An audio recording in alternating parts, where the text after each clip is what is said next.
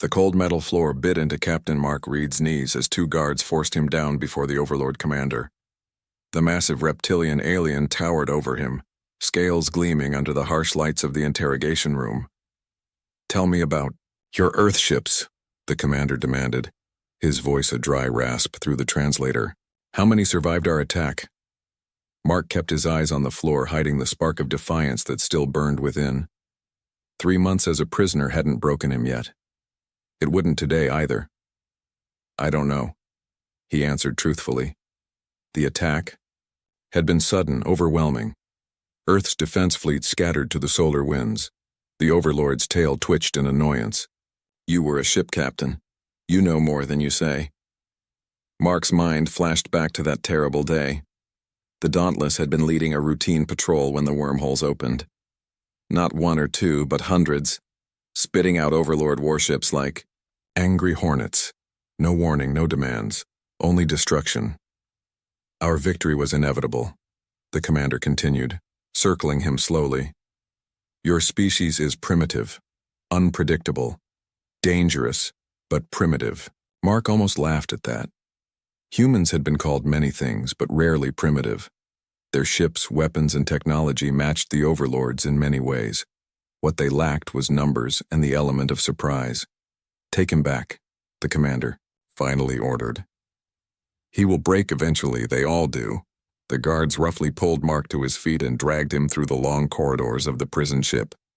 The vessel felt strangely familiar, its layout tugging at his memory despite the alien modifications. Something wasn't right, but he couldn't place it. They shoved him back into the cell he shared with 3 others, each selected from different, captured Earth vessels. The door hissed shut behind him. "Another chat with the big boss?" Sam Wilson asked, looking up from the small device he'd been tinkering with. The engineer had a gift for creating useful tools from seemingly nothing. The guards had stopped checking his work long ago, assuming it was merely a coping mechanism. Same questions, same threats. Mark sighed, sitting heavily on his bunk. "They're looking for something specific, but I can't figure out what." Jane Miller, their resident doctor, handed him a small cup of water.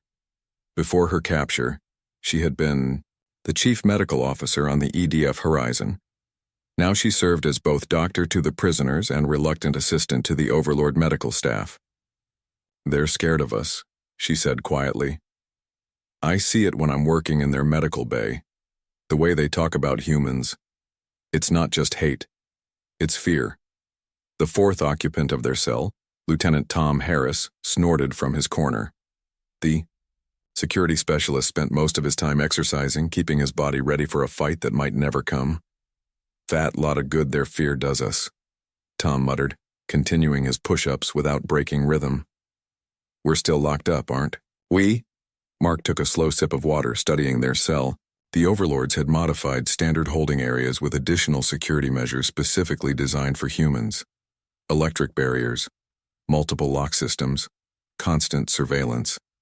They treated humans differently from the few other alien prisoners Mark had glimpsed. "Sam," he said suddenly, "does this ship ever feel familiar to you?" The engineer paused his tinkering, head tilting thoughtfully. "You know, I've had that feeling since day one. Something about the corridor layouts, the hum of the engines. The air recycling system is Earth standard," Jane added. "I noticed during my last shift in the medical bay they've modified it, but the base technology is ours." Mark stood, moving to the small viewport that offered their only glimpse of space. Stars twinkled in the darkness. With the massive gas giant they orbited, occasionally sliding into view. "They didn't build this ship," he said slowly. The pieces, clicking into place. "They captured it. This is an Earth vessel." The other 3 stopped what they were doing, attention fully on Mark. Sam frowned. "But which one? Most of the fleet was destroyed." "Not destroyed," Mark corrected. "Scattered. And I'm starting to think I know exactly which ship we're on." He motioned them closer, lowering his voice despite knowing their conversations were likely monitored. "The layout, the size, the engine signature you mentioned last week, Sam. I think this is the Dauntless." "Your ship?" Tom asked, disbelief coloring his voice. "That's impossible. The report said it was destroyed in the first wave. Reports can be wrong, Mark replied, especially in the chaos of that attack.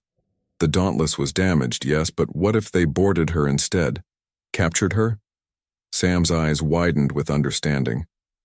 And if this is the Dauntless, then... We know this ship better than they do, Mark finished.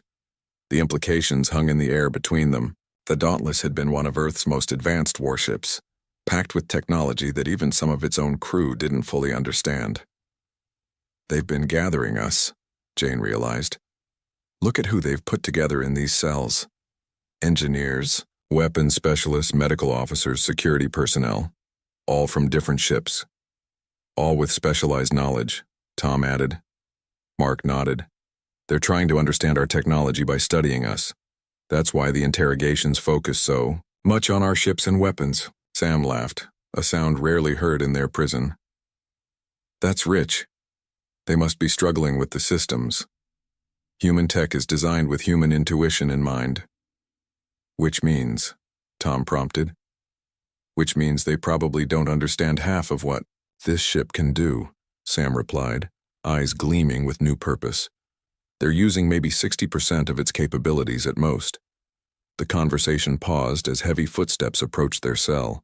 An Overlord guard walked past, his gaze lingering suspiciously on their huddled group before moving on. Mark waited until the corridor was empty again. We need to be careful. Test this theory without alerting them. I can check during my next work detail, Sam offered. The maintenance shafts might still have Earth markings, Jane nodded. I'll keep my eyes open in the medical bay. If this was originally the Dauntless, there should be specific equipment configurations I'd recognize. What's the endgame here? Tom asked. Ever the practical one? Even if we confirm, it's your old ship, we're still prisoners, still outnumbered. Mark looked each of them in the eye. We start planning, watching, learning their patterns. He lowered his voice even further. And we remember that every Earth warship has emergency protocols that only high-ranking human officers would know about. The spark of hope that ignited, in their eyes, was the first Mark had seen since their capture. It was dangerous, this hope, but it was also necessary. The next day brought confirmation. Sam returned from his work detail with scratches on his arm from an accident that had allowed him to check a maintenance panel. Hidden beneath the Overlord modifications, he'd found the ship's identification plate, EDF Dauntless. That night, as the others slept, Mark lay awake staring at the ceiling, his mind racing with possibilities. The Overlords had made a critical mistake.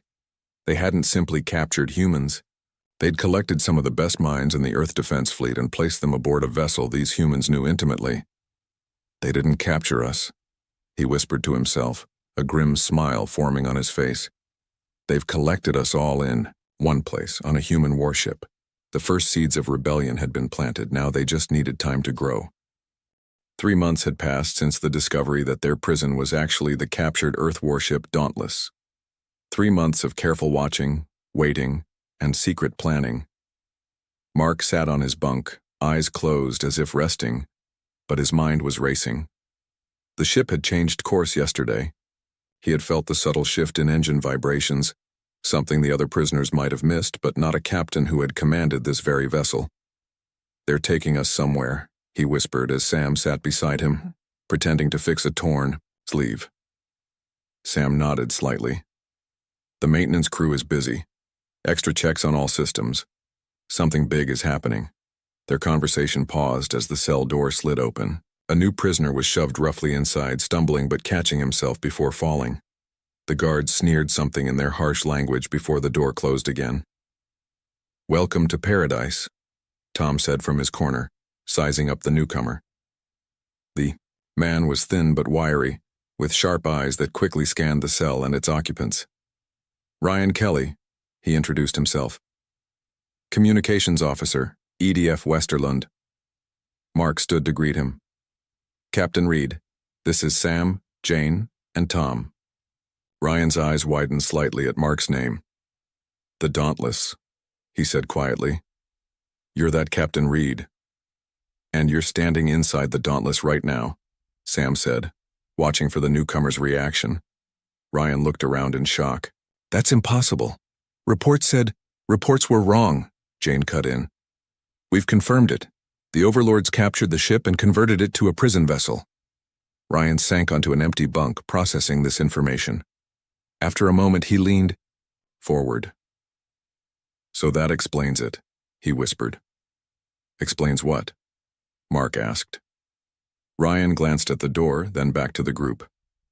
The transmissions. I've been picking them up for weeks, but I didn't understand why. Thought I was going crazy. Sam moved closer. What transmissions? Fragments. Earth Defense Fleet emergency protocols. They're weak, buried under layers of noise, but they're there. Ryan tapped his temple. I was the chief communications specialist on the Westerland. These ears are tuned to pick up patterns most people miss. Mark and Sam exchanged meaningful looks. The ship's systems, Sam breathed. They're still trying to follow original programming beneath whatever the overlords have done to them. Jane frowned. How is that possible? Wouldn't they have wiped everything? Not everything, Sam explained. Some systems on these ships have protected cores, fail-safes designed to survive even catastrophic damage or enemy tampering. The hope that had been kindling these past months burst into flame. If parts of the original ship's systems were still operational, hidden beneath the overlord modifications, a loud commotion outside interrupted their discussion. Through the small viewport in their cell door, they saw prisoners being marched down the corridor under heavy guard. Work detail, Tom explained to Ryan. They rotate us through ship maintenance, medical assistance, kitchen duty. Keeps us useful. And gives us eyes throughout the ship, Mark added quietly. Later that day, Jane was called to assist in the medical bay. Hours passed before she returned, her face grim but eyes burning with excitement. There was an accident in engineering, she reported once they were sure no guards were near. 2 overlords were brought in with severe radiation burns. I overheard the medical officer talking to Guard Commander Drac. Drac? Ryan asked. Nastiest piece of work you'll ever meet, Tom explained. Likes to make examples of prisoners who step out of line. Jane nodded. The interesting part is what caused the burns. The overlords were trying to access a sealed section of the engine control system. Something about preparing for the gathering. The course change, Mark said. They're taking us to meet other ships. A fleet gathering, Sam suggested. But why risk accessing sealed systems? The answer came 2 days later, when Sam returned from his maintenance detail. He waited until lights out before whispering to the others. I know what they're trying to do, he said, excitement barely contained in his quiet voice. They're preparing the weapon systems for a major offensive. How did you find that out? Mark asked. They had me working on power distribution systems. I recognized the configuration from my time on the EDF Reliant. They're routing power to the main cannons, but they're doing it all wrong. Sam's smile was predatory in the dim light. They don't understand how our systems integrate. Could you tell what their target might be? Tom asked. Sam's expression sobered. From what I overheard, they've located a major human outpost, some place called Haven. Silence fell over the cell. Haven was the code name for the largest refugee colony established after the initial Overlord attack. Its location, a closely guarded secret. We have to do something, Jane whispered. If they've found Haven, Mark nodded. This changes everything. We can't wait any longer. Over the next week, they carefully expanded their circle of trust, identifying key prisoners who might help. Ryan proved invaluable, using his communications expertise to create a primitive messaging system by manipulating the water pipes running through the cells. Tom began organizing resistance among the security personnel held prisoner, preparing them physically for whatever opportunity might arise. Jane collected medical supplies, hiding them in places only she knew. But it was Sam who made the critical breakthrough. I found something, he told Mark one night, voice barely audible. A maintenance access point the overlords haven't secured properly.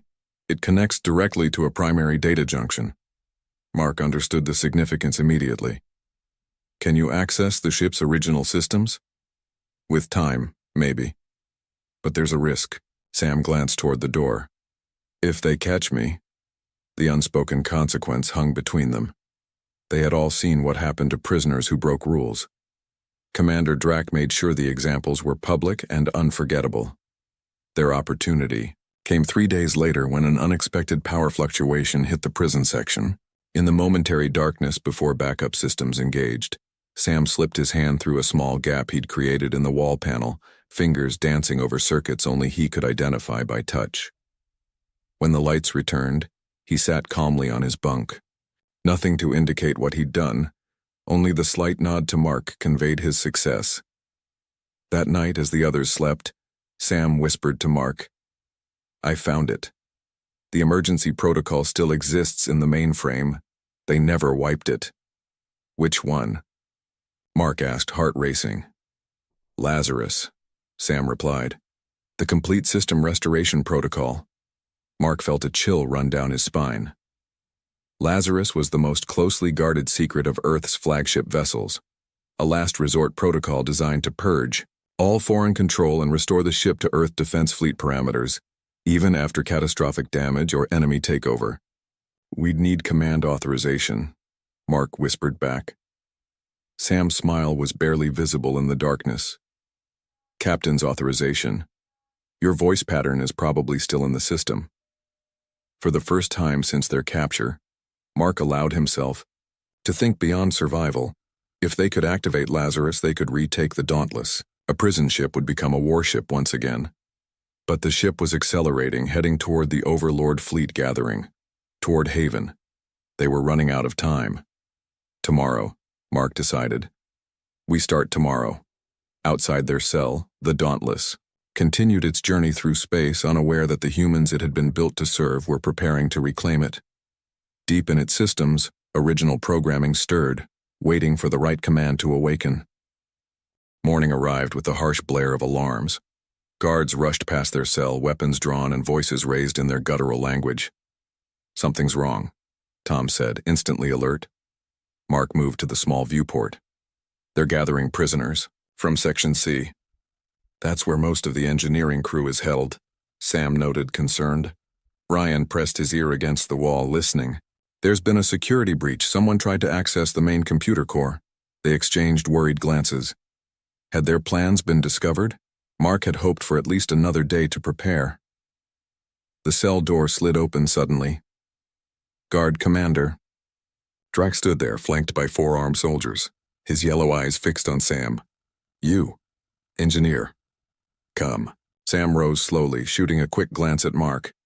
They had prepared for this possibility. If Sam was taken, the others would need to accelerate their plans.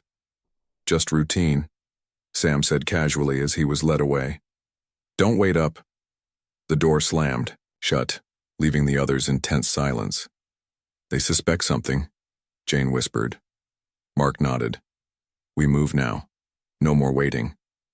They had already shared key parts of their plan with trusted prisoners throughout the ship.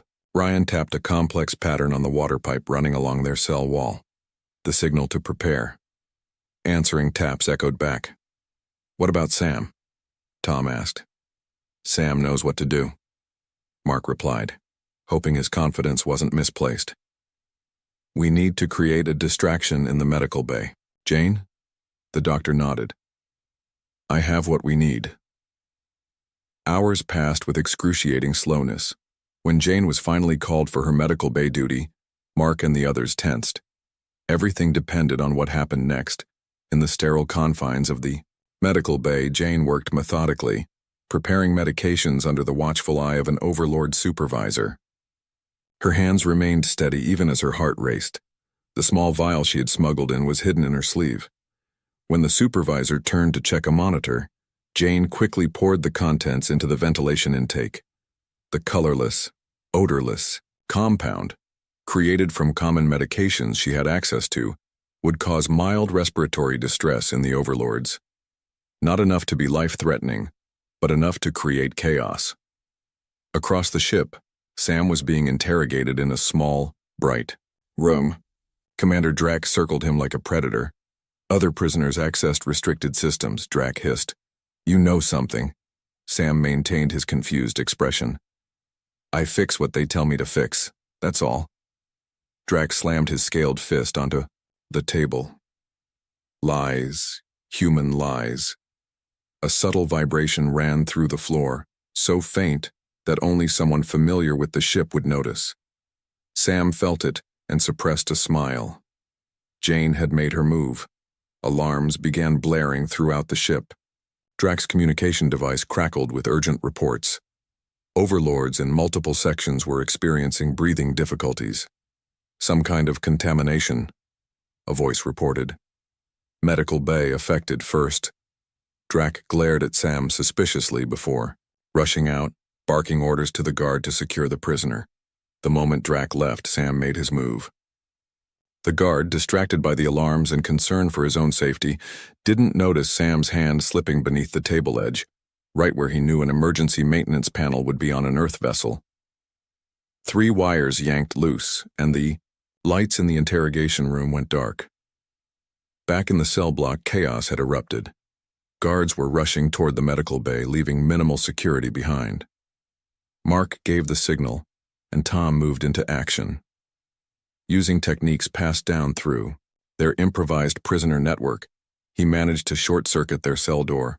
The corridor was nearly empty as they emerged. 2 guards appeared at the far end, but Ryan was ready. Using a makeshift slingshot created from elastic medical bandages, he launched small metal objects salvaged from their bunks. The projectiles struck with surprising accuracy, buying them precious seconds to disappear down a side passage. "We need to get to auxiliary control," Mark whispered as they navigated the corridors. "It's our best chance to access the Lazarus Protocol." "What about the other prisoners?" Jane asked, having rejoined them during the confusion. "Tom's people are handling the releases," Mark replied. "We need to focus on the ship systems." They moved carefully through service tunnels Sam had identified. During his work details, paths the overlords rarely used because of their tight confines. Earth ships had been designed with human dimensions in mind. Meanwhile, Sam had escaped his guard and was making his way through maintenance shafts. He knew he needed to reach the others, but first he had a critical task. The main computer core was just 2 levels away. As Sam crawled through the narrow passages, he noticed something strange. Small lights flickered in patterns that weren't random, sequences that reminded him of old Earth binary code. Following them led him to a sealed junction box that shouldn't have been active. Curiosity overcoming caution, Sam opened it. Inside, lines of code scrolled across a small hidden display. A message appeared. "Identify." Sam hesitated, then whispered, "Samuel Wilson, Chief Engineer, Earth Defense Fleet."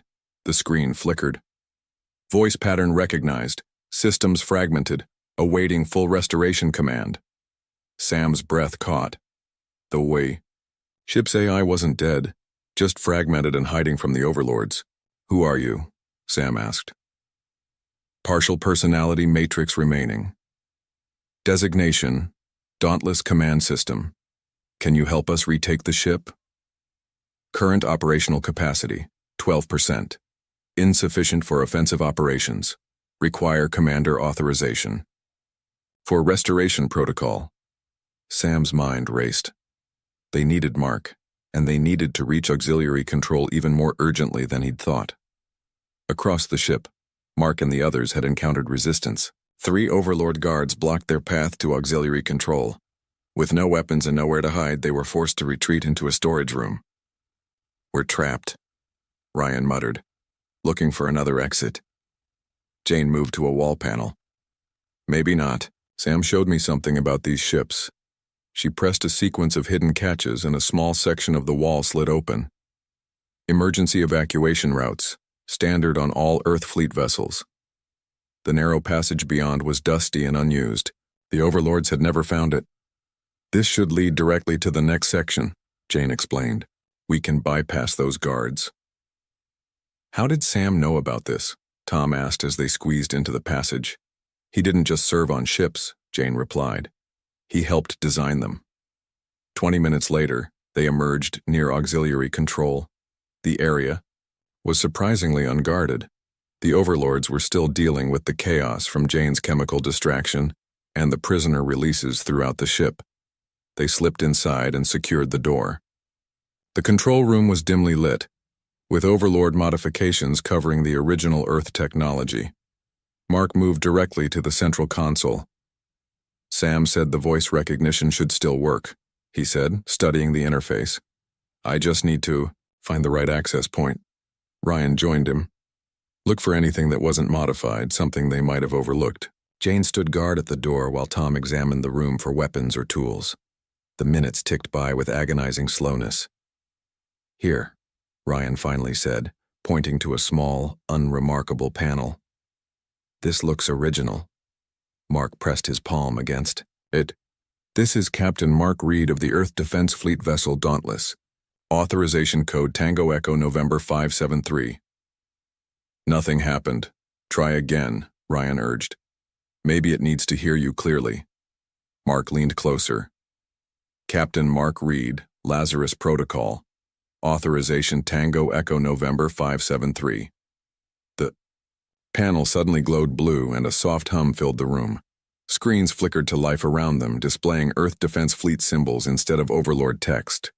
A gentle, neutral voice spoke from hidden speakers.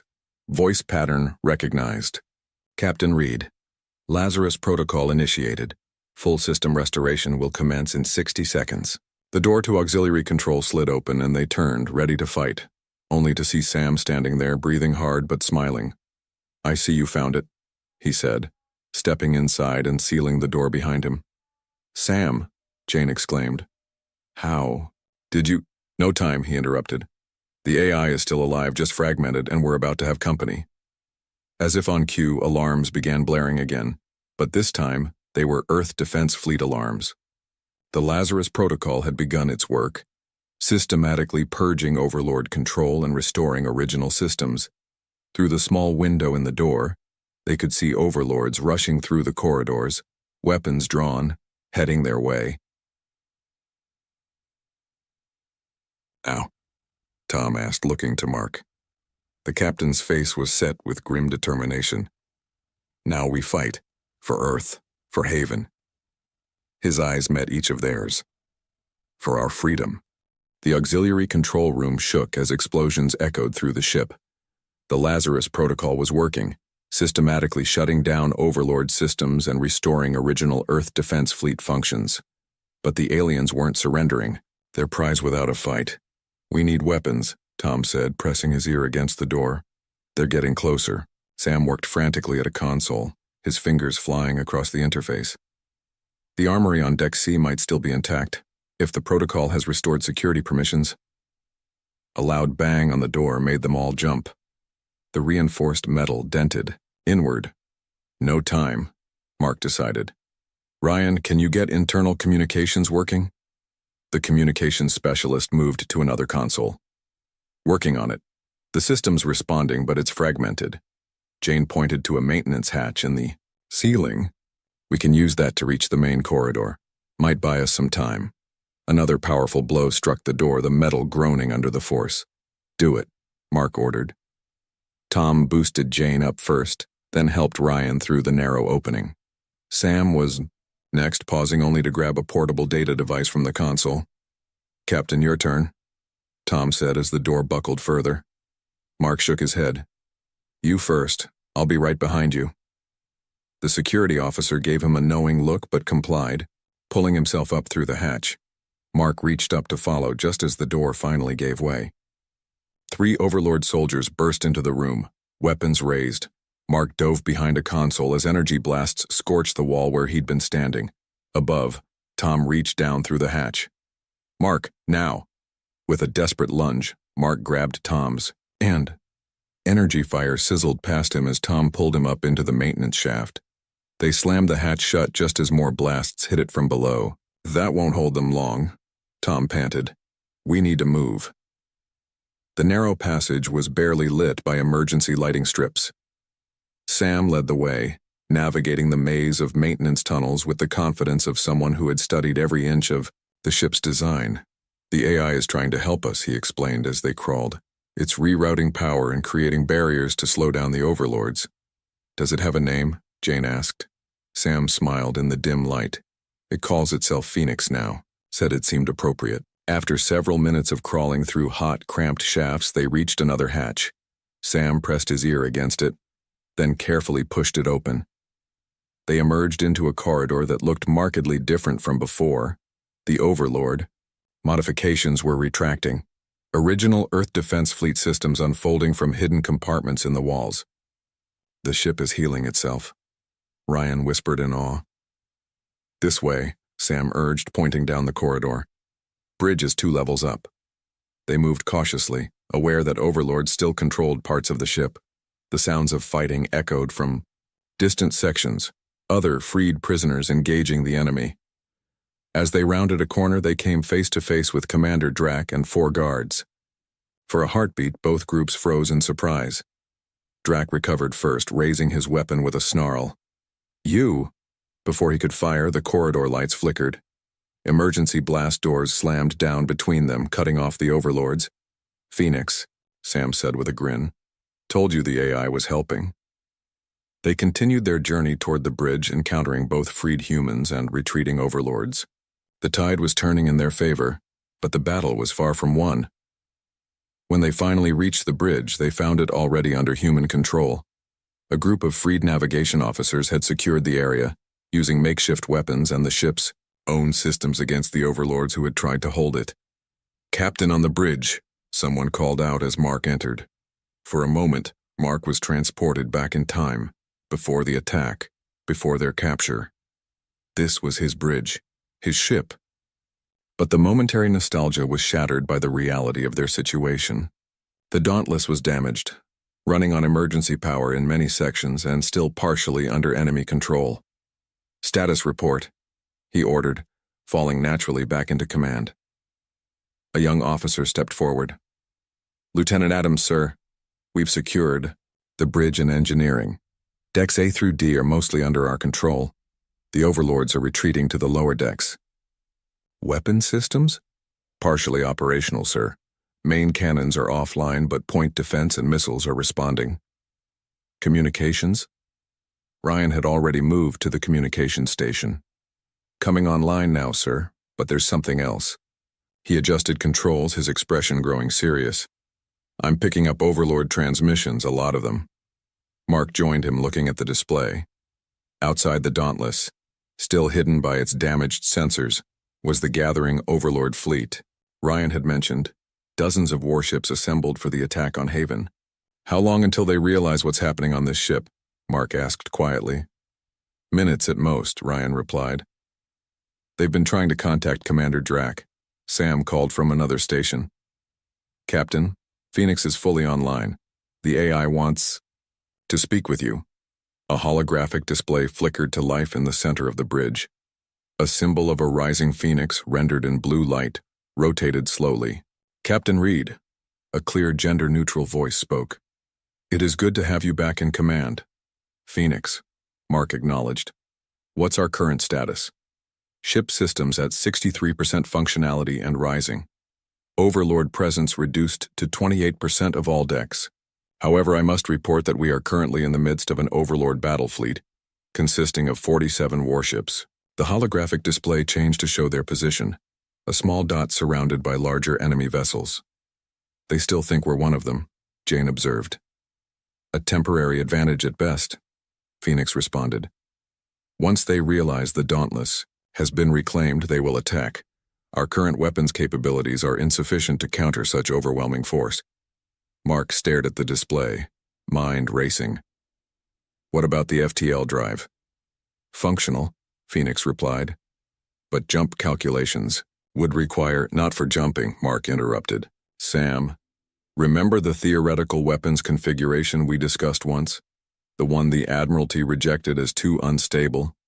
Sam's eyes widened. "The Burning Sky Protocol? That was never tested beyond simulations." "What is it?" Tom asked. "A way to reconfigure the FTL drive to create a massive energy wave," Sam explained.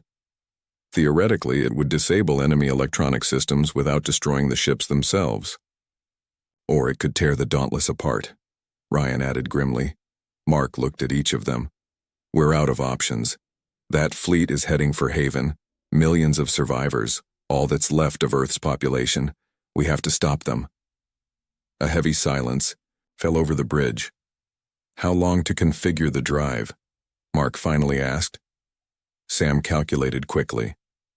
With Phoenix's help, maybe 30 minutes. But Mark, this is a one-way trip. The feedback would fry our systems too. We'd be dead in space. Can we evacuate the crew? Jane asked. Escape pods, Tom suggested. Get everyone off except a skeleton crew to manage the final sequence. Phoenix's hologram pulsed. I must inform you that Overlord vessels are beginning to signal us. They expect a response within 5 minutes. Mark made his decision. Sam, start the modifications. Ryan, send a coded message to Haven. Warn them about the fleet. Tom, organize the evacuation. Jane, get the wounded to the escape pods first. The bridge erupted into activity. As the others rushed to their tasks, Mark remained by the holographic display. Phoenix, can you handle most of the reconfiguration yourself?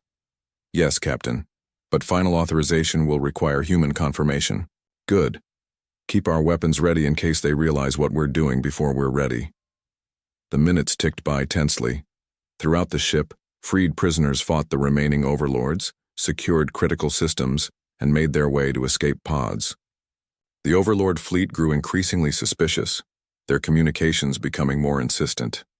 Sam worked feverishly on the FTL drive reconfiguration, Phoenix assisting with each step. When he finally looked up, his face was streaked with sweat. It's ready, he announced, but we'll need to be in the engine room for final activation. Mark nodded. How many people do you need? Just one, Sam replied quietly. Me? No, Mark said firmly. I won't ask anyone to— You're not asking, Sam interrupted. I'm volunteering. I know the systems better than anyone. Before Mark could argue further, Phoenix interrupted. Captain, Overlord vessels are moving to surround us. They suspect something is wrong. On the main screen, they watched as enemy ships began to change formation, encircling the Dauntless. Time's up, Ryan said from his station. Evacuation is at 82%. Escape pods are launching. Mark looked at Sam, a silent understanding passing between them. I'm staying too, Mark decided. A captain doesn't abandon ship. We all are, Jane said, stepping forward. Tom and Ryan nodded in agreement. Someone has to make sure this works, Tom added simply. Mark felt a surge of pride for his crew, his friends. Even now, facing almost certain death, they stood together. Then, let's finish this, he said, his voice steady and determined. Let's show them why humans are the most dangerous species they've ever encountered. As the last escape pods jettisoned toward Haven, the Dauntless turned to face the Overlord fleet, its engines glowing with unnatural power as the Burning Sky Protocol reached its final stages. The bridge of the Dauntless hummed with energy as the 5 remaining crew members prepared for their final stand. Outside, the Overlord fleet had completely surrounded them, their massive warships forming a deadly cage around the former prison vessel. They're hailing us again, Ryan reported from the communications station. Getting pretty insistent now. Ignore them, Mark ordered. How long until the Burning Sky is ready? Sam checked the readings on his console. 7 minutes to full charge. Phoenix is routing all available power to the FTL drive. The ship shuddered as the first warning shots from the Overlord fleet struck their shields. Shields at 82% and holding, Tom called out. They're still just trying to get our attention, not destroy us. Mark nodded grimly.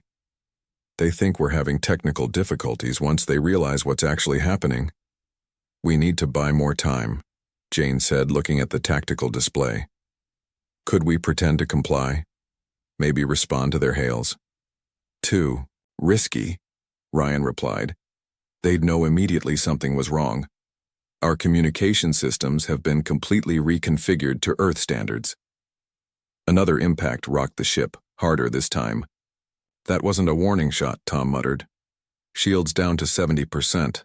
Phoenix's holographic form appeared in the center of the bridge. Captain, I have detected a transmission from Haven. Admiral Jackson acknowledges your warning and is preparing defensive measures. This was a small comfort. Even if Haven was preparing, they couldn't possibly evacuate in time before the Overlord fleet arrived. We need to strike now, Mark decided. Sam, how close are we to minimum effective charge?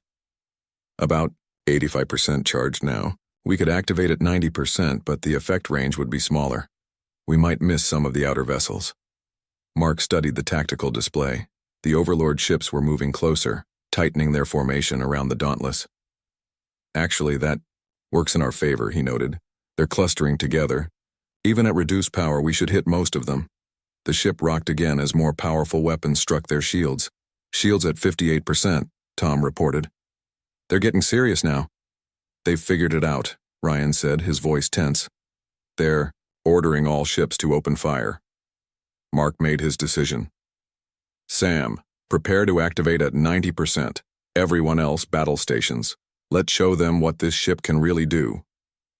The crew moved with purpose, each to their assigned position. Jane took over tactical, Ryan maintained communications, and Tom handled navigation and shields. Mark stood at the center, watching as the enemy fleet began to close in for the kill. Burning sky at 88%, Sam announced. 2 more minutes.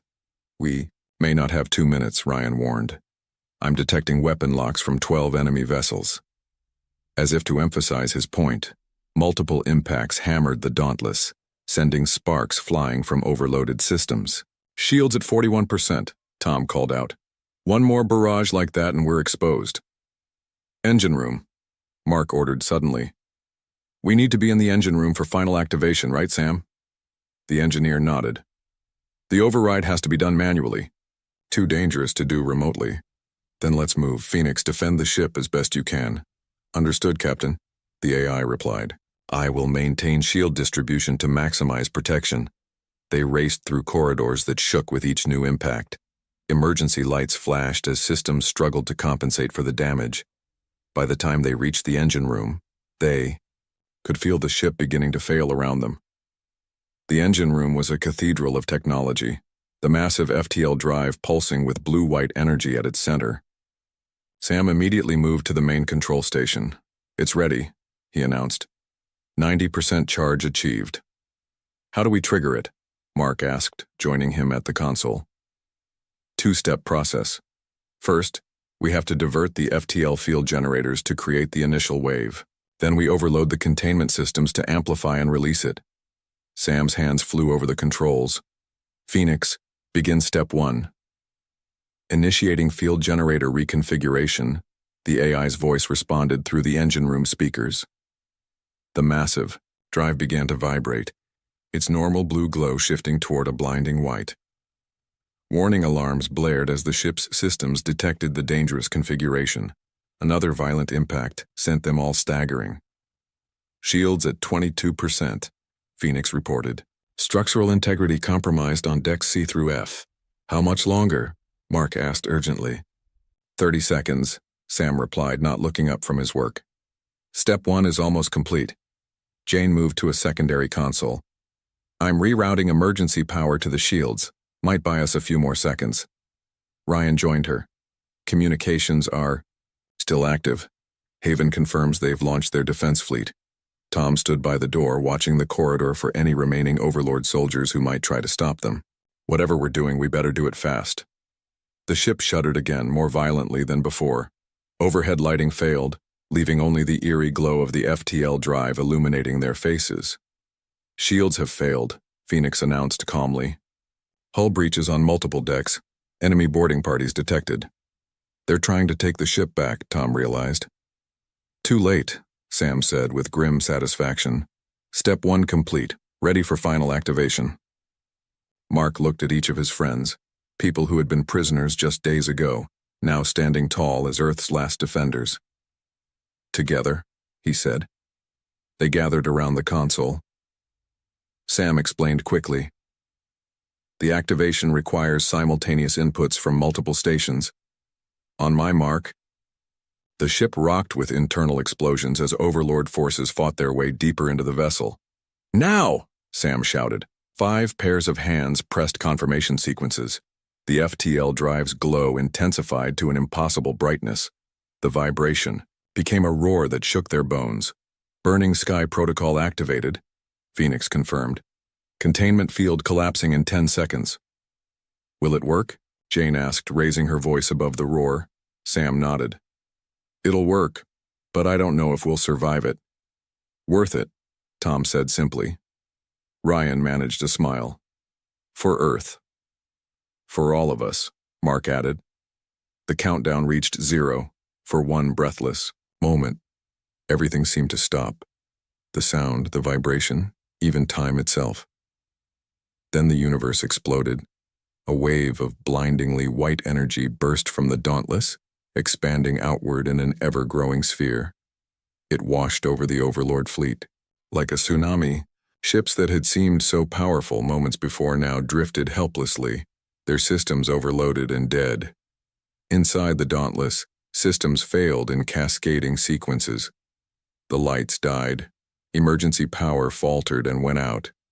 Even Phoenix's voice, cut off mid-warning. In the darkness of the engine room, Mark waited for the end. But it didn't come. After what seemed like an eternity, emergency lights flickered back on, dim, but present. Sam's console sputtered back to life, displaying, "Minimal information, did it work?" Jane asked, her voice barely above a whisper. Sam checked the readings. Complete success. Every Overlord ship in range has been completely disabled. Their systems are fried. And us? Tom questioned. We're alive, Mark said with mild surprise. Heavily damaged, but alive. Ryan had moved to a communications panel. Most systems are offline, but I'm picking up a transmission. It's from Haven. They gathered around him as he adjusted the controls. Through heavy static, a voice became audible. Dauntless, this is Admiral Jackson. Do you copy? Repeat. This is Admiral Jackson of the Earth Defense Fleet Remnant. We've detected the energy wave and are observing multiple disabled enemy vessels. Our fleet is approaching your position. Hold on.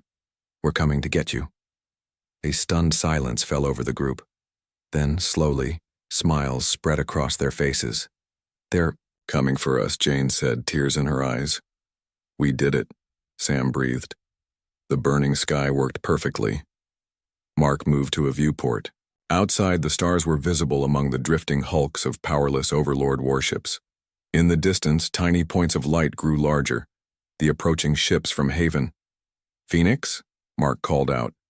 Are you still with us?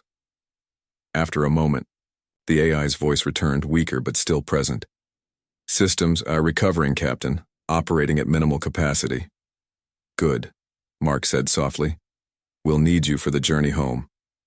Tom joined him at the viewport. Think this will turn the tide of the war? Mark nodded slowly. The Overlords gathered their main fleet here thinking they had an easy target. Now they have nothing. And we have their technology, their ships, Ryan added. Even disabled, that's valuable intelligence. Plus, a weapon they never saw coming, Sam said with satisfaction. Jane looked around at the damaged but intact engine. Ferguson, they underestimated us. All of us. Mark watched as the first rescue ships from Haven became visible, their lights cutting through the darkness of space. Earth ships, coming to save them, coming to bring them home. They called us prisoners, he said quietly. They should have remembered we were soldiers first.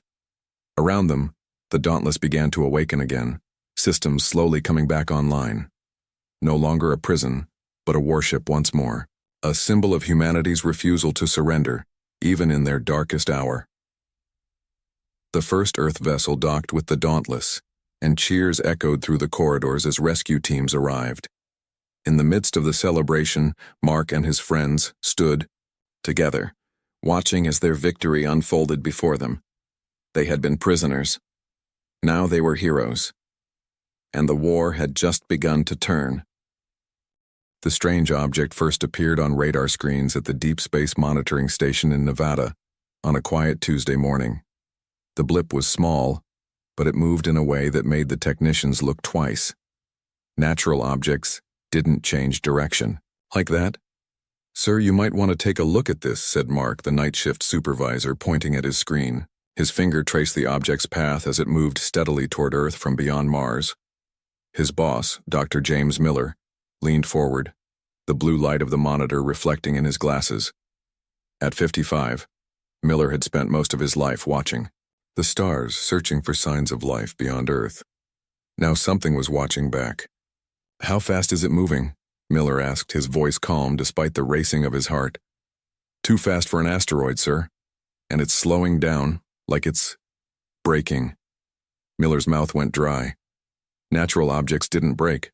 Within hours, observatories around the world had trained their telescopes on the object. The military was notified. By nightfall, the president had been briefed, and an emergency meeting of world leaders was scheduled for the following morning. Miller barely slept that night. For 30 years, he had studied the possibility of alien life, written papers, given lectures. Now, faced with actual proof, he felt strangely unprepared. The next morning, Miller walked into a conference room filled with military officers and government officials. Screens lined the walls, showing the object from different angles. It was clearer now. A dark metallic shape with strange protrusions that might have been weapons or sensors or something. Humans had no words for yet. "Dr. Miller, what are we looking at?" asked General Parker, a stern-faced man with close-cropped gray hair. Miller cleared his throat. "It's artificial, that much is certain. The shape, the movement patterns. This is a spacecraft, and given its trajectory and speed, it's heading directly for Earth." The room fell silent as the implications sank in. "Have they responded to our signals?" asked a woman at the far end of the table. Captain Kate Davis from Military Intelligence wore her dark hair pulled back in a tight bun, her uniform crisp and perfect. "We've been broadcasting on all frequencies," Miller replied. "No response so far." "So we don't know if they're friendly," said General Parker. "It wasn't a question."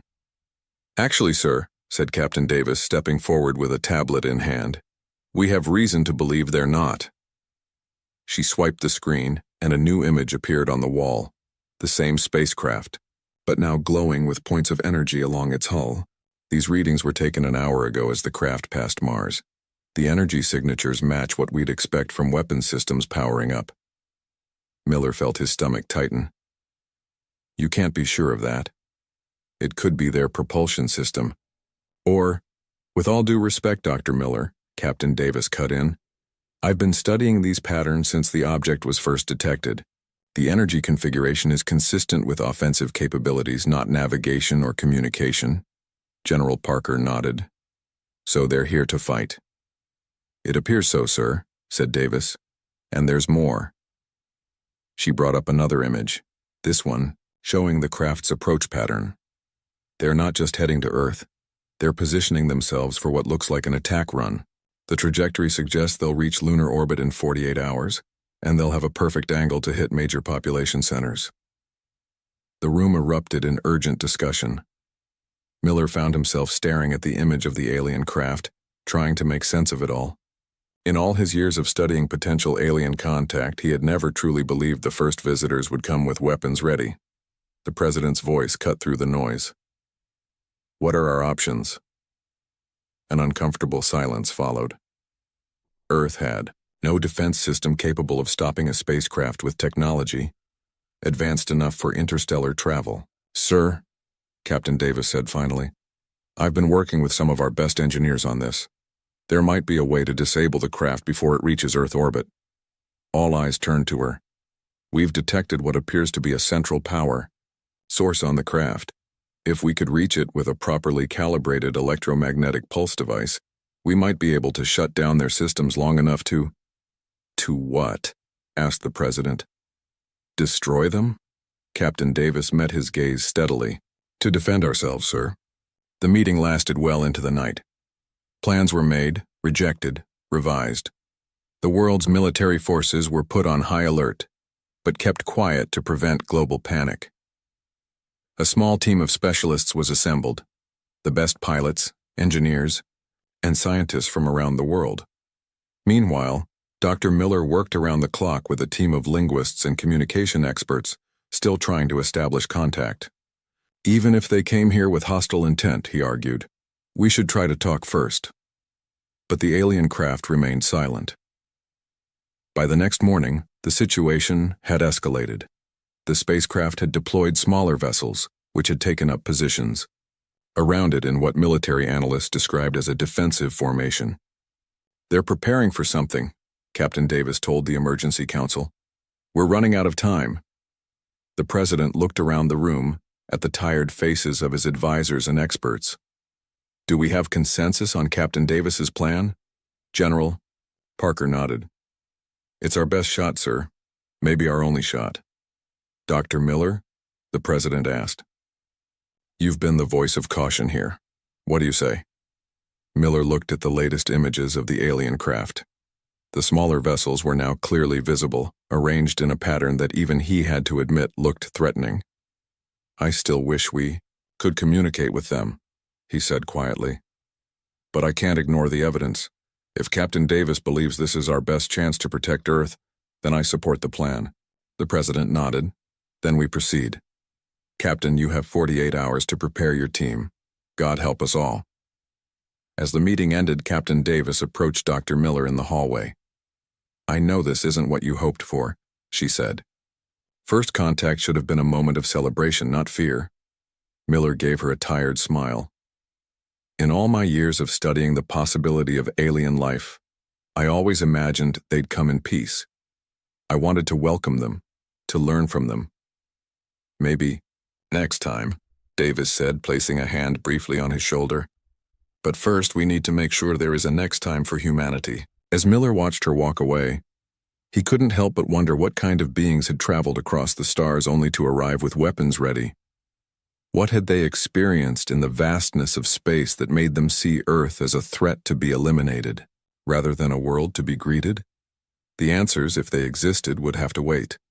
Right now, Earth was preparing for its first interstellar war and time was running out. The underground command center buzzed with activity as scientists and military personnel worked around the clock. Walls of screens displayed the alien ship from every angle possible, its dark metal hull reflecting the distant sunlight as it steadily approached Earth. Dr. Tom Wilson hunched over his workstation, his eyes red from lack of sleep. At 38, he was considered one of the brightest minds in weapons development, though he had always preferred to think of himself as creating defensive technologies rather than tools of destruction. "Any progress?" asked Captain Davis, appearing at his side with 2 cups of coffee. She handed one to Wilson, who accepted it gratefully. "Some," he said, taking a sip. "We've been analyzing the energy signatures, Captain. Whatever powers their ship is unlike anything we've seen before. It's putting out enough energy to power all of North America for a year." "Can we use that against them?" Davis asked. Wilson nodded slowly. "That's what I've been working on. Something that powerful has to have safety systems, fail-safes. If we could overload those systems..." He pulled up a diagram on his screen, showing a theoretical model of the alien ship's power core based on their sensor readings. "Here." He pointed to a pulsing red spot at the center of the model. "This is where the energy readings are strongest. If we could deliver a properly calibrated electromagnetic pulse directly to this area, it might trigger a cascade failure throughout their systems." "Might?" Davis raised an eyebrow. Wilson shrugged. "Best I can offer with 12 hours of data on a completely alien technology." "It'll have to do," said a deep voice behind them. Colonel Alex Brown, head of the military response team, stepped forward. He was tall and broad-shouldered, with a stern face that rarely smiled. "We need that weapon ready in 24 hours. Dr. Wilson." 24 hours? That's impossible," Wilson protested. "We're talking about developing technology to counter an alien power source we barely understand." "Make it possible," Brown said simply. "The aliens aren't waiting for us to be ready." As if to emphasize his point, one of the large screens on the wall changed to show a new image. The alien mothership had released more smaller craft, which were now forming a complex pattern around it. Dr. Miller entered the room, pointing at the screen. "They've launched another 16 smaller vessels in the past hour. That brings the total to 42. "Attack ships?" asked Brown. "We don't know," Miller admitted, "but they're positioning themselves between the mothership and Earth. If I had to guess, I'd say they're preparing a defensive screen." Or getting into position for a coordinated attack, Brown countered. Davis studied the pattern on screen. It could be both, but this formation... She traced the pattern with her finger. There's something deliberate about it, almost like... Like what? Wilson asked. Like they're positioning themselves for maximum coverage of Earth's surface, she finished grimly. If each of those smaller craft carries weapons... The room fell silent as everyone considered the implications. How soon can your team be ready to launch, Colonel? Davis asked. 6 hours for the ships and crews, but we need Dr. Wilson's weapon. All eyes turned to Wilson, who sighed deeply. I'll need every engineer you can spare. And access to the experimental EMP technology from Project Blackout. Brown frowned. That's classified beyond your clearance level. Then increase my clearance, Wilson snapped. Because without it, we're just going to be throwing rocks at a battleship. The colonel stared at him for a long moment, then nodded curtly. I'll make the arrangements. Captain Davis, you'll be leading the mission. Select your crew. Best pilots we have. Sir? Davis nodded, already mentally reviewing potential candidates. As the room emptied, people hurrying to their assigned tasks, Miller remained, staring at the screen showing the alien formation. Something wrong, Doctor? Davis asked, noticing his troubled expression.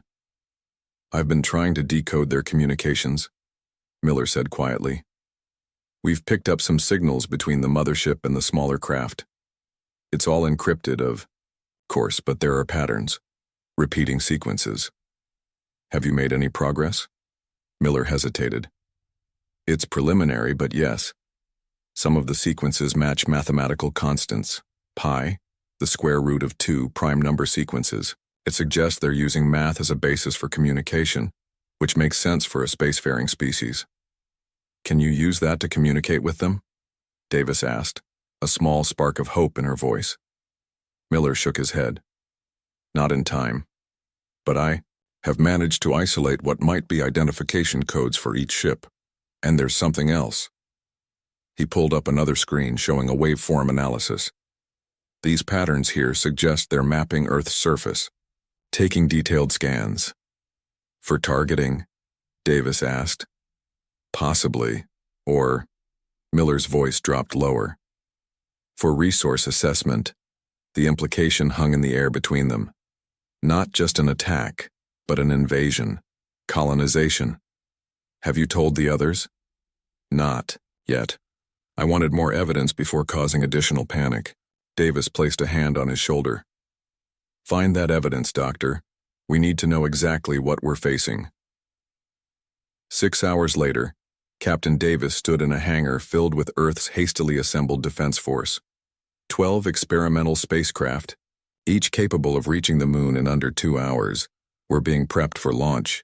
They were originally designed for rapid response to satellite threats, but now they would face something far beyond their intended purpose.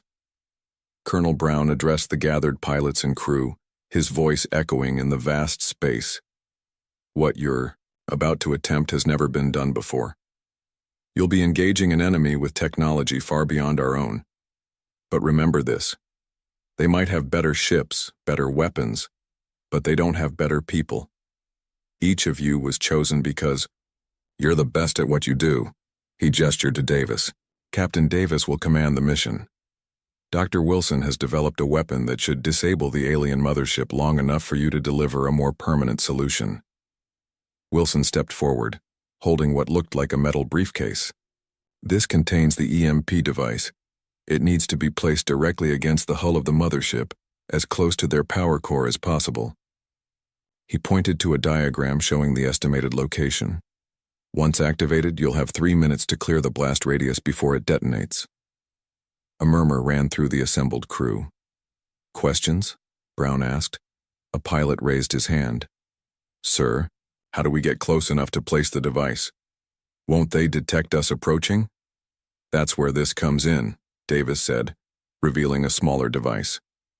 Dr. Miller has been analyzing their communication patterns. This transmitter will broadcast signals mimicking their own ships. It won't fool them for long, but it might get us close enough. And if it doesn't? Another crew member asked. Davis met their gaze steadily. Then we fight our way in. As the briefing continued, Miller approached Wilson at the side of the room. "Will it work?" he asked quietly, nodding toward the EMP device. Wilson gave a half smile. "In theory, yes. In practice, I guess we'll find out, but there's something else bothering me." He lowered his voice. "The power readings from their ship, they're increasing. Whatever they're planning, they're getting ready to do it soon." Miller's face paled. "How soon? Based on the energy buildup? I'd say we have less than 12 hours before they reach full power." Outside, through the hangar's massive windows, the night sky was clear and star-filled. Somewhere up there, beyond the visible stars, the alien ship continued its approach. 12 hours until it reached lunar orbit. 12 hours until whatever weapons it carried would be in range of Earth. The countdown had begun. The rumble of engines filled the launch facility as the 12 spacecraft prepared for takeoff. Captain Davis sat in the command chair of the lead ship, named Defender, running through final checks. Her heart pounded in her chest, but her hands remained steady as they moved across the controls.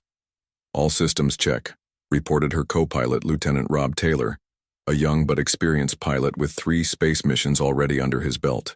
"Communications online," added Lisa Park, their communications specialist.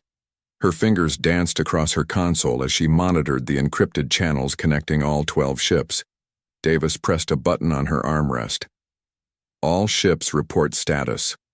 One by one, the other 11 craft confirmed their readiness. In the cargo hold of each ship, specially trained soldiers prepared the weapons they hoped they wouldn't need to use. The main weapon, Dr. Wilson's EMP device, was secured in Defender's hold, with Dr. Wilson himself sitting beside it making last-minute adjustments. "Launch in T-3 minutes, announced the control tower's voice over the comm system. Davis took a deep breath and addressed her fleet. "This is Captain Davis.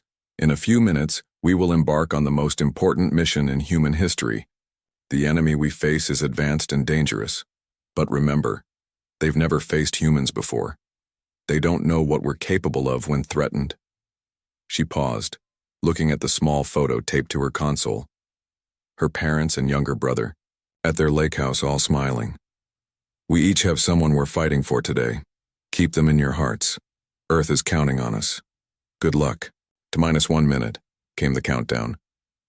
The engines grew louder, vibrating through the ships as they prepared for launch. Davis gripped her controls tightly, her mind focused on the mission ahead. 10, 9, 8. Park glanced nervously at Davis, who gave her a reassuring nod. 3, 2, 1, launch. The force of acceleration pushed Davis back into her seat as Defender shot upward, quickly followed by the other ships. The blue sky outside her viewport darkened rapidly as they ascended, stars becoming visible as they left Earth's atmosphere behind.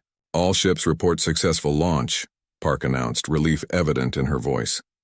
"Set course for the intercept point," Davis ordered. "Maximum speed." Taylor programmed the coordinates, and Defender surged forward, leading the formation toward the alien ship still hidden behind the moon. In the cargo hold, Dr. Wilson secured his safety harness as the ship stabilized in space. Next to him sat Dr. Miller, who had insisted on joining the mission despite the risks. "How's our special package?" Davis asked over the intercom. "Secured and operational," Wilson replied. "The EMP is calibrated to the frequencies we detected. From their power core, it should work." "Should isn't good enough, Doctor," came Colonel Brown's voice.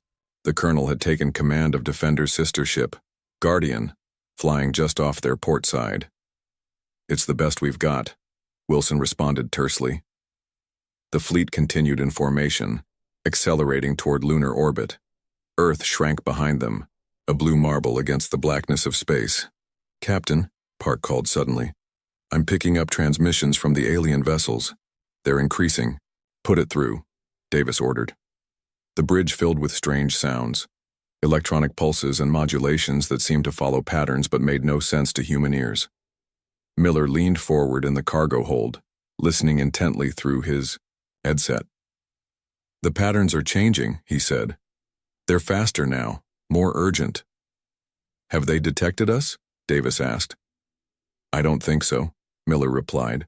The transmissions don't seem to be directed at us, it's more like... He paused, working through the patterns in his mind. Like they're communicating with each other, preparing for something. Whatever it is, I don't want to find out, Davis said. Increase speed. Let's get there before they finish their preparations. The fleet pushed forward, engines straining at maximum capacity. The moon grew larger in their viewports, its cratered surface in sharp detail. We'll use the moon for cover, Davis instructed the fleet.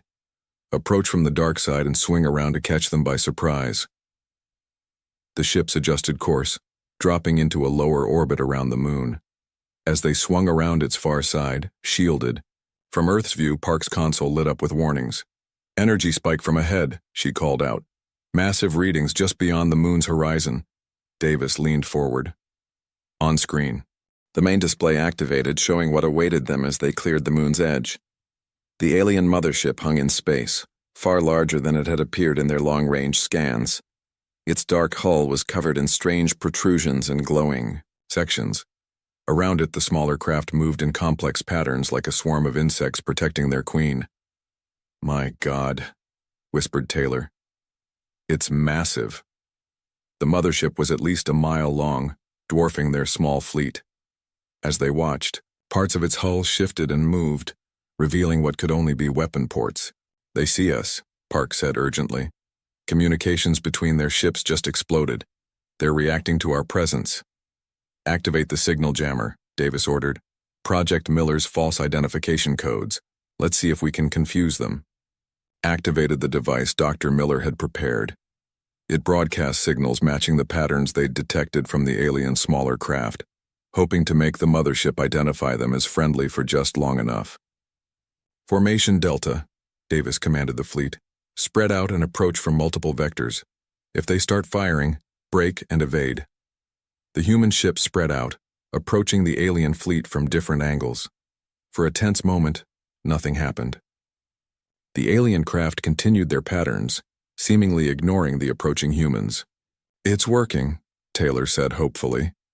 Then, without warning, 3 of the smaller alien craft broke formation and accelerated toward them. They're not buying it, Brown's voice came through the comm. Prepare for engagement. The alien craft moved. With incredible speed, covering the distance between them in seconds. They were sleek and angular with no visible windows or cockpits. Evasive maneuvers, Davis ordered as the lead alien ship fired a pulse of energy that streaked past Defender's port side, missing by mere yards. The human fleet scattered, breaking formation as the alien craft pursued them. 2 more waves of smaller alien ships detached from the mothership's protective screen and joined the attack. We need to get to that mothership, Davis shouted as she yanked Defender into a steep dive, avoiding another energy pulse. Colonel, can you provide cover? Already on it, Brown replied grimly. Guardian and 3 other ships formed up, drawing fire from the alien craft while Davis led the remaining ships toward the mothership. In the cargo hold, Miller and Wilson held on as the ship shuddered and spun. They're communicating targeting data, Miller said, still monitoring the alien transmissions. Their smaller ships are coordinating their attacks. Can you jam those signals? Wilson asked. Miller adjusted his equipment. I can try to introduce interference, but I can't block them completely. Outside, the battle intensified. One of the human ships exploded in a ball of fire as an alien energy pulse struck it directly. Another was crippled, venting atmosphere as it spun away from the fight. We're losing too many ships, Park reported, her voice tight with tension. Davis gritted her teeth. We need a new approach. She studied the mothership, noticing how the smaller craft moved around it. There's a pattern to their defensive screen. Look, they're leaving a gap on the far side, rotating their coverage. She highlighted an area on the tactical display where the coverage seemed thinner. If we time it right, we might slip through during the rotation. That's a narrow window, Taylor warned. It's our only shot, Davis replied. She opened the fleet channel. All ships, new plan. Colonel Brown, continue drawing their attention. The rest of you form up on Defender. We're going to punch through. They're screen at coordinates I'm sending now. They regrouped quickly, 5 ships remaining in their strike force.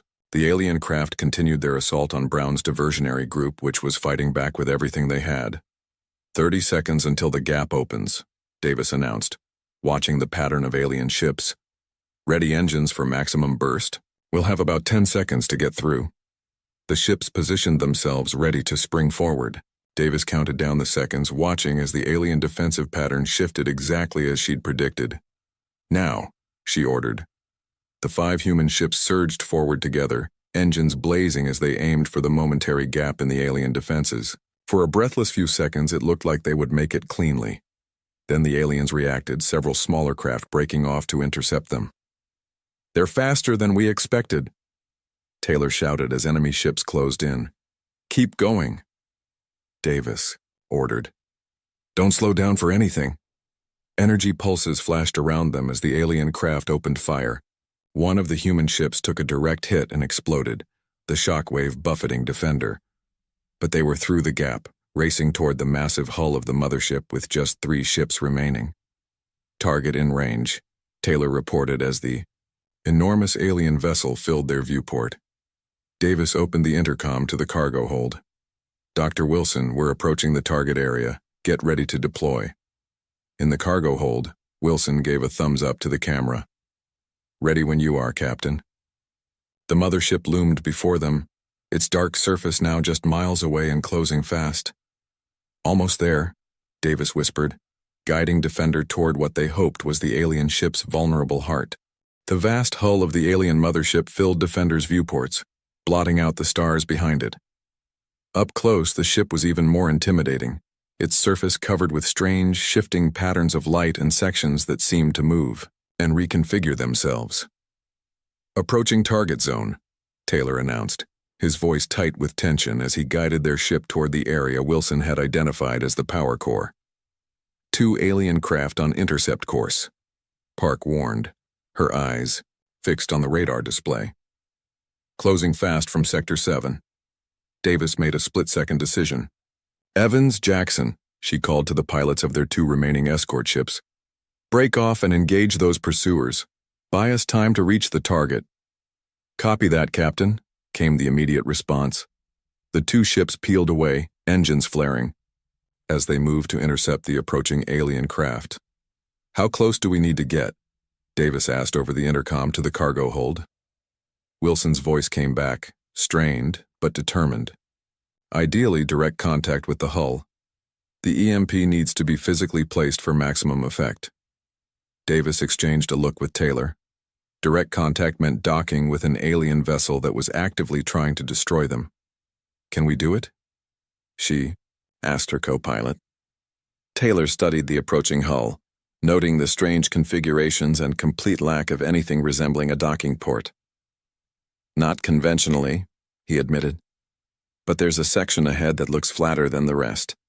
If we can match velocity perfectly and use the magnetic grapples." "Do it," Davis ordered. Taylor adjusted their course, aligning Defender with the relatively smooth section of the alien hull. Outside, flashes of light indicated that their escort ships had engaged the alien pursuers, drawing fire away from Defender. "Extending magnetic grapples," Taylor reported, activating the system normally used for securing cargo in space. "Matching rotation and velocity." The ship shuddered as Taylor killed their relative speed, bringing them into perfect sync with the massive alien vessel. The distance closed to mere meters. "Grapples ready," Taylor said, attempting contact in 3, 2, 1. With a dull thud that resonated through the ship, the grapples made contact with the alien hull. For a moment, nothing happened. Then the readout showed green. The magnets had found purchase. "We're attached," Taylor confirmed, a note of surprise in his voice. "Hull material is responding to our magnets." "Dr. Wilson, you're up," Davis said. "Cargo bay depressurizing now." In the cargo hold, Wilson and Miller secured their helmets, the hiss of escaping air growing silent as the pressure dropped to vacuum. The outer doors began to slide open, revealing the alien hull just meters away. "Remember," Wilson said to Miller, and the 2 spacesuited soldiers accompanying them, "we need to place the device as close to the power core as possible. Follow the energy readings on your suits." The 4 of them pushed off, crossing the short gap between Defender and the alien ship with their magnetic boots connecting with a gentle thud against the dark surface. "We're on the hull," Wilson reported, the awe evident in his voice despite the tension. It's warm. I can feel heat through my boots. The material is strange, added Miller, kneeling to examine the surface more closely. It seems almost fluid but solid, like nothing I've seen before. Stay focused, Davis reminded them. Plant the device and get back. Time is critical. Wilson checked the scanner on his wrist. Energy readings are strongest 50 meters to our right. We need to move along the hull. The four figures began walking carefully across the alien surface, magnetic boots keeping them attached despite the lack of gravity. Each step produced a strange sensation. The hull seemed to give slightly underfoot, then firm up again, as if reacting to their presence. Captain, we've got a problem. Park's urgent voice came through the comm. The alien ship is changing. I'm picking up energy surges throughout the hull focused on your location. Davis looked at the sensor readings and felt her blood run cold. The alien ship was indeed reacting, power signatures moving through its structure directly toward where Wilson and his team were walking. Wilson, pick up the pace, Davis ordered. The ship knows you're there. On the hull, Wilson and his team broke into an awkward running gait, moving as fast as their magnetic boots would allow. The hull beneath them began to shift more noticeably, rippling like water. What's happening? One of the soldiers asked, panic edging into his voice. The ship is alive, Miller whispered in awe. Or at least partly organic, it's responding to us. Suddenly, the hull directly ahead of them bulged upward, forming a barrier in their path. Go around, Wilson shouted, changing direction. The team followed, but new bulges appeared wherever they turned, hurting them away from their target. Inside Defender, Davis watched the unfolding situation with growing concern. Dr. Miller, what are we dealing with here? Is the ship somehow sentient? Not sentient, I think, Miller replied, his breathing heavy as he continued moving. More like an immune system. It's treating us like foreign bodies, trying to isolate and expel us. Captain, Park called out. Colonel Brown is reporting that the smaller alien craft are returning to the mothership.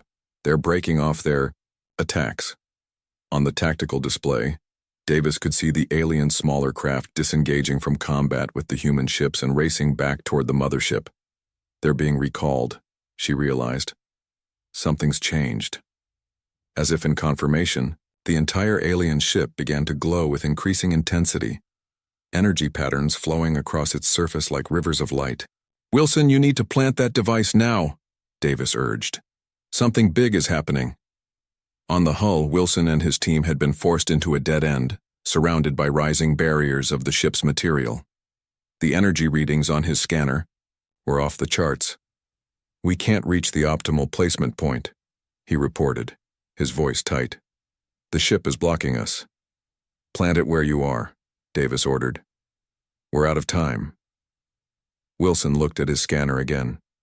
This location will reduce effectiveness by almost 40%. The EMP might not. It's our only chance, Davis cut him off. Do it now. Wilson nodded to the soldiers who quickly helped him place the device against the hull. He activated the arming sequence, his fingers flying over the control pad. Device armed, he confirmed. 3-minute countdown initiated. Get back to the ship immediately, Davis ordered. The team turned back toward Defender but found their path now blocked by more rising barriers. The hull between them and safety was changing rapidly, becoming a maze of shifting walls. We're cut off, Wilson reported, a note of fear finally breaking through his professional demeanor. Inside Defender, Davis made another quick decision. Taylor, reposition the ship. Get as close to their location as possible. Taylor skillfully detached the magnetic grapples and maneuvered Defender along the alien hull. Following the signals from Wilson's team's suits, the alien material continued to shift and change, forcing him to constantly adjust their approach. There they are, Taylor said, spotting the 4 suited figures now trapped in what looked like a closing pit in the alien hull. Extending emergency tethers, Davis announced, activating the rescue system. 4 cables shot out from Defender's cargo bay toward the stranded team. Grab the tethers, Davis called over the comm. Wilson and his team reached for the approaching cables as the alien surface beneath them continued to close in. Each managed to grab hold of a tether, just as the surface where they'd been standing sealed completely. Retracting. Tethers, Taylor reported, activating the winch system that began pulling the 4 men rapidly toward Defender's still-open cargo bay. "Captain, the energy readings from the mothership are reaching critical levels," Park warned.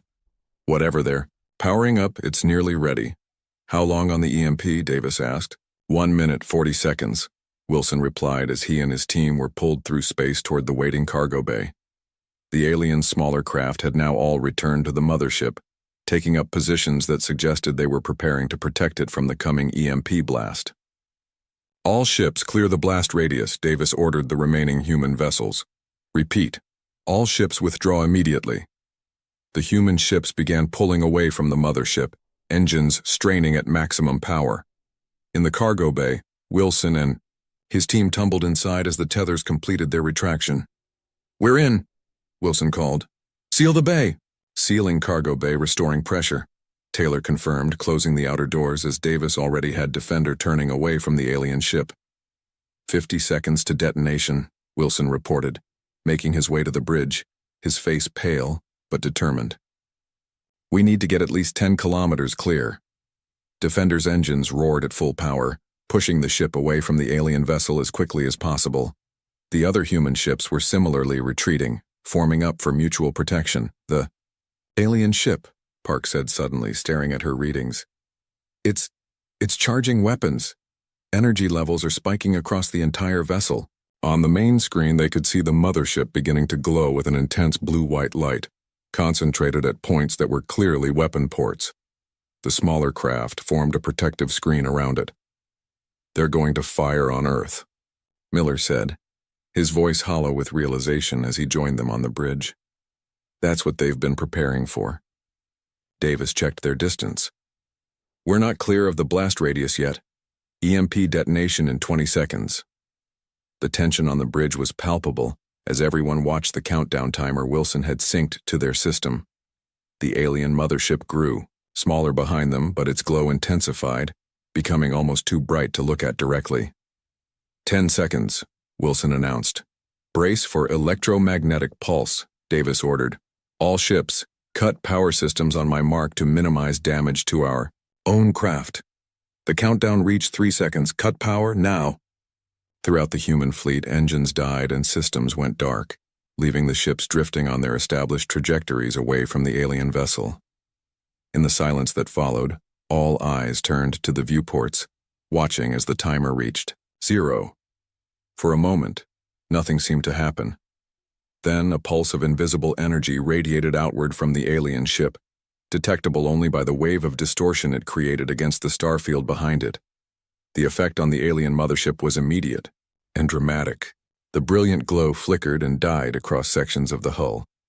The smaller craft surrounding it spun out of formation, their synchronized movements faltering. "It's working," Wilson exclaimed. But the celebration was premature. Though damaged, the mothership's core systems remained active, its central section still glowing with power. "The pulse wasn't strong enough," Wilson said, disappointment heavy in his voice. "We couldn't get close enough to the core." The alien smaller craft were already recovering, their movements becoming coordinated once again as they formed a tighter defensive screen around the damaged mothership. "Restore power," Davis ordered. "Prepare for evasive maneuvers." As the human ships came back online, Davis stared at the wounded but still dangerous alien vessel. They had failed to destroy it, and now they had revealed their hand. The next move belonged to the aliens, and based on the energy reading still building within the mothership, that move was going to be devastating. The wounded alien mothership hung in space, parts of its vast hull dark and lifeless while others pulsed with renewed energy.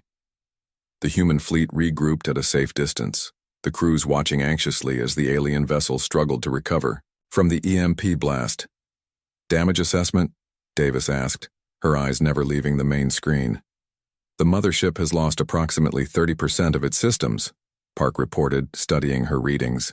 "But the core is still active and power is being rerouted to critical areas." "Including weapons," Taylor added grimly. "They'll be back to full capacity in minutes." Davis turned to Wilson and Miller, who were huddled over a console analyzing data from the EMP attack. "Options, gentlemen. We're running out of time." Wilson looked up, his face drawn with exhaustion, but his eyes bright with sudden inspiration. "The pulse weakened their systems enough to give us readings we couldn't get before. Look at this." He pointed to a pattern on his screen. "Their power distribution isn't uniform. There are vulnerable junctions where energy is being channeled between sections." "Can we target those points with conventional weapons?" Colonel Brown asked over the comm link from Guardian. Wilson shook his head.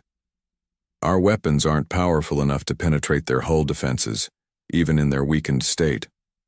Miller had been unusually quiet, staring at the data scrolling across the screen. "Wait," he said suddenly. "The EMP didn't fail completely.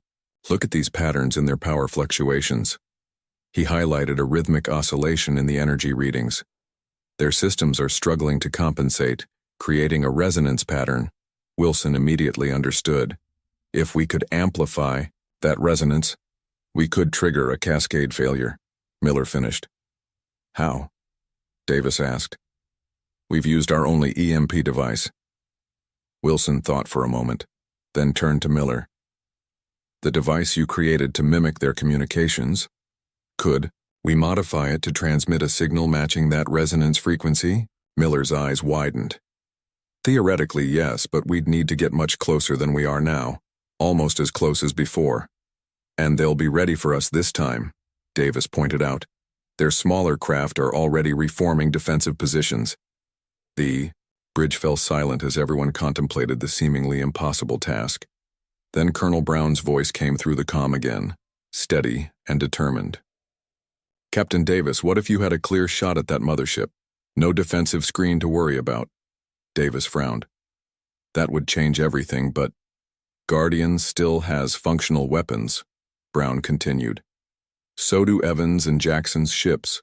We'll draw off their defensive screen, give you a clear path to deliver that signal." The implication was clear. Brown was suggesting a suicide mission, sacrificing his ship and crew to give Defender a chance. "Colonel, I can't let you do that," Davis began. "Not your call, Captain," Brown replied. "Earth comes first. Always has."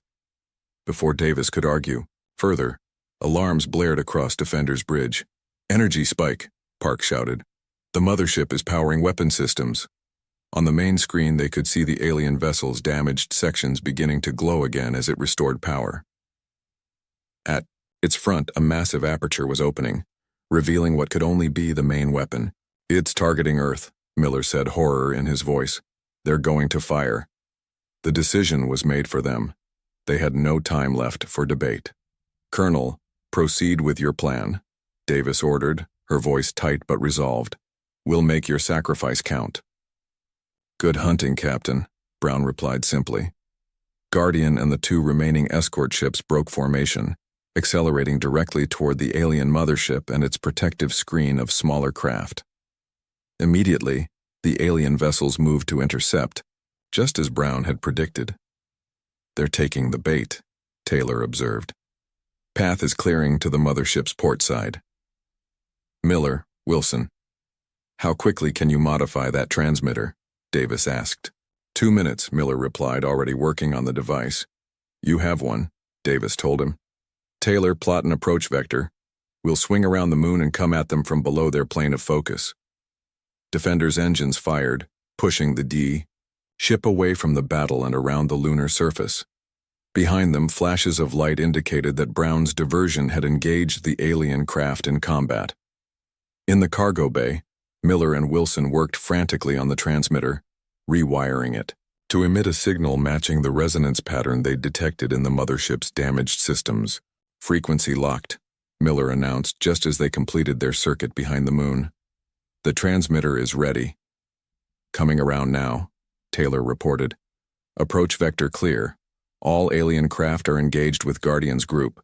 The scene that greeted them as they cleared the moon's edge was one of desperate battle. Guardian was surrounded by alien ships, taking heavy fire but still fighting, drawing attention away from Defender's approach. The other two human ships were already drifting, dark and lifeless. "Colonel Brown is buying us time," Davis said quietly. "Let's not waste it." Defender accelerated toward the mothership's exposed flank. The massive alien weapon was now fully revealed, gathering energy for what would surely be a devastating attack on Earth. 30 seconds to optimal transmission range, Wilson reported from the cargo bay, where he and Miller had set up the modified transmitter. On the bridge, Park suddenly stiffened in her seat. "Captain, I'm picking up a new transmission from the mothership. It's different from the others." "Put it through," Davis ordered. The bridge speakers emitted a series of pulses, but these were slower, more deliberate than the rapid communications they'd intercepted earlier. Miller's voice came over the intercom, excitement breaking through his exhaustion. "That's not ship-to-ship communication. That's a message. They're trying to communicate with us." "Are they surrendering?" Taylor asked hopefully. Miller listened, intently. "No, it's a warning. They're telling us to stand down or be destroyed." "So they can talk to us," Davis mused. "They just chose not to until now." 15 seconds to transmission range, Wilson reminded them. Davis made her decision. They had their chance for diplomacy. They chose war. We're proceeding with the plan. Defender closed the final distance to the mothership, now near enough that the alien vessel dominated their view, its damaged sections clearly visible alongside the still-functioning weapon system. "In range," Wilson announced. "Activating transmitter. Now." A high-pitched whine filled the ship as the modified device powered up, sending its precisely calibrated signal directly into the heart of the alien mothership's wounded systems. For several seconds, nothing happened. Then, almost imperceptibly at first, the lights across the alien hull began to flicker in rhythm with the transmission. "It's working," Miller exclaimed. "The resonance is building." On the main display, they could see the energy patterns across the mothership becoming erratic, the steady glow replaced by pulsing surges that grew more violent with each passing second. "The weapon is destabilizing," Park reported, watching, her readings in disbelief. "Energy is being drawn away from it and into the resonance pattern." "Full power to engines," Davis ordered. "Get us clear." Defender's engines roared as Taylor pushed them away from the increasingly unstable alien vessel. Behind them, the mothership's hull was now rippling visibly, sections buckling as the resonance tore through its systems. "All remaining human ships, clear the area immediately," Davis broadcast on all frequencies. "Repeat, clear the area." Guardian, somehow still functioning despite the heavy damage it had taken, broke away from the battle with the smaller alien craft. These were now returning to the mothership in apparent confusion, their coordinated movements breaking down. "The smaller craft are losing their connection to the mothership," Miller observed. "They're being affected by the resonance, too." The energy building within the alien vessel reached critical levels. Bright cracks appeared across its hull, spilling brilliant light into space. The weapon aperture, which had been gathering power to strike Earth, collapsed in on itself. "Impact in 5 seconds," Wilson warned. "Brace for shockwave." The mothership exploded with a silent, blinding flash that momentarily outshone the sun itself. The shockwave rippled outward, catching the smaller alien craft and tearing them apart before continuing toward the human ships. "Brace!" Davis shouted, as the wave of energy and debris reached them.